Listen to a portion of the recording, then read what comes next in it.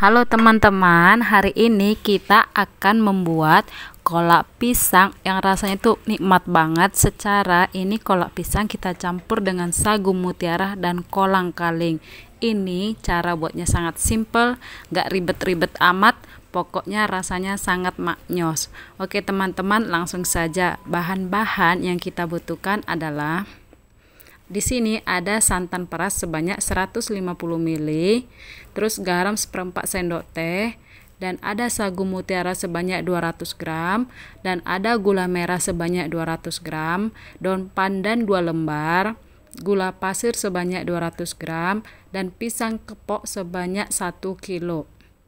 Nah, tahap yang pertama yang kita lakukan adalah kita masak dulu sagu mutiara dengan cara cepat ya teman. Caranya itu seperti ini. Setelah air mendidih, kita masukkan sagu mutiaranya ke dalam panci. Ini kita rebus selama 5 menit ya teman-teman. Nah, setelah 5 menit ini kembali kita diamkan selama 30 menit. Jadi pas api kompornya tadi kita hidupkan 5 menit, kita masak dia sampai mendidih, terus kita diamkan di selama 30 menit. Nah, inilah setelah sagu mutiaranya kita diamkan selama 30 menit. Dia mengembang ya teman, tapi belum matang, masih setengah matang. Nah, setelah 30 menit berlalu, ini kita masak kembali selama 7 menit ya teman-teman. Ini kita rebus 7 menit aja. Nah, pas ngerebusnya itu kita tutup ya teman-teman. Nah, ini dia setelah waktu 7 menit kita masak. Nah, kenapa kita pakai teknik 5 menit terus 30 menit kita diamkan dan kita masak 7 menit, supaya untuk menghemat gas ya teman-teman, supaya gasnya tidak boros dan masaknya juga lebih cepat. Nah, selanjutnya kita ke tahap yang berikutnya. Di sini pisang kepoknya saya mau kupas, terus saya mau potong-potong. Teman-teman, gak harus pisang kepok ya, boleh pisang tanduk atau pisang ambarangan juga boleh. Pokoknya gak harus pisang tanduk ya teman-teman, gak harus pisang kepok, bebas ya teman-teman. Oh ya teman-teman, tadi saya lupa sebut kolang-kaling, karena tadi kolang-kaling itu ditaruh di kulkas, jadi lupa nyebut pas di awal video. Jadi teman-teman, ini kolang-kalingnya sebanyak 200 gram ya teman-teman. Nah teman-teman pasti pernah kan beli kolang-kaling itu ada yang keras dan ada yang lembut. Nah, bagi teman-teman yang beli kolang-kaling dari pasar atau dari mana gitu, terus teksturnya itu keras, lebih bagus direbus dulu ya teman-teman. Tetapi kalau seandainya teman udah belinya itu dari pasar sudah empuk, itu nggak perlu direbus dulu baru diolah teman-teman. Karena ada sebagian itu dia orang yang jualan itu nggak direbus dulu kolang-kalingnya, langsung dijual gitu. Jadi tahapnya itu direbus dulu baru diolah teman-teman. Nah, ini pisangnya sudah selesai saya potong-potong. Kita potongnya itu sesuai dengan selera teman-teman, mau segi 4, mau miring, bebas ya teman-teman.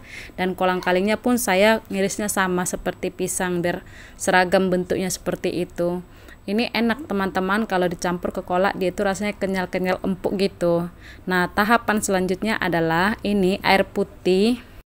Kita siapkan sebanyak 1000 ml ya teman-teman. Ini api kompor gasnya kita hidupkan ya teman-teman. Terus ini kita masukkan di sini daun pandan 1 lembar dan gula pasir sebanyak 200 gram, atau bisa juga diganti gula halus ya teman-teman, gak harus gula pasir. Kebetulan di sini saya pakai gula halus. Terus saya juga di sini pakai gula merah sebanyak 200 gram.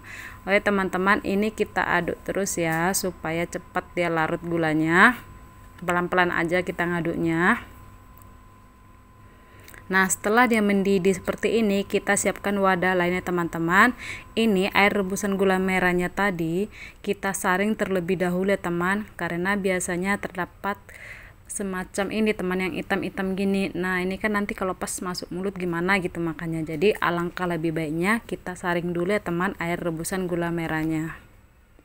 Nah, selanjutnya air gula merah yang udah kita rebus tadi kita masak kembali ya teman-teman. Ini kita tuang semua, kita masak sampai mendidih kembali. Nah, setelah itu kita masukkan santan perasnya ya teman-teman. Ini sebanyak 150 ml tadi santan perasnya. Nah, selanjutnya kita masukkan di sini pisang kepok yang udah kita iris-iris ya teman. Setelah pisangnya kita masukkan, ini daun pandannya kita masukkan kembali ya teman-teman sebanyak 2 lembar. Nah, di sini juga kolang kalingnya udah saya masukkan ya teman-teman, tapi tadi lupa sama kesorot kamera video. Nah, setelah kita masukkan kolang kaling dan pisangnya, kita masak sekitar 20 menitan. Ini hasilnya teman-teman. Pisangnya udah berubah warna menjadi kuning kecoklatan. Cantik ya teman warnanya. Ini kolang kalingnya juga. Ini 10 menit mematang baru kita masukkan sagu mutiara yang udah kita rebus tadi. Pastikan sagu mutiara yang kita rebus tadi setelah matang kita cuci bersih ya teman-teman. Dan setelah kita cuci bersih barulah kita masukkan ke campuran kolaknya. Ini kita cicip rasa teman-teman. Kalau teman-teman kurang suka manis, boleh dikurangi gulanya. Tapi kalau menurut saya ini udah pas sih takaran gulanya. Kalau kemanisan boleh ditambahin air ya teman-teman, sekitar 100 ml sedikit aja. Tapi kalau bagi saya ini udah pas, karena ada kan orang yang suka manis, ada yang suka kurang manis. Nah, setelah dia matang itu daun pandannya kita ambil ya teman-teman, supaya lebih gampang ngaduknya. Ini kita masak lagi sebentar lagi supaya lebih kental sedikit lagi ya teman-teman. Kalau teman-teman mau pakai campuran tepung maizena juga boleh, tapi saya enggak ya teman-teman, karena udah pas sekali takarannya. Nah, ini dia hasilnya teman-teman setelah matang. Ini kolaknya dijamin rasanya nikmat banget ya teman-teman. Ini resep kolak pisang yang dicampur kolang kaling dan sagu mutiara. Ini saya jamin rasanya super enak banget ya teman-teman. Manisnya pas, rasanya nikmat. Ada kenyal-kenyal dari kolang kalingnya, ada kelembutan dari sagu mutiaranya, dan ada rasa manis juga dari pisangnya. Pokoknya ini benar-benar sangat enak sekali.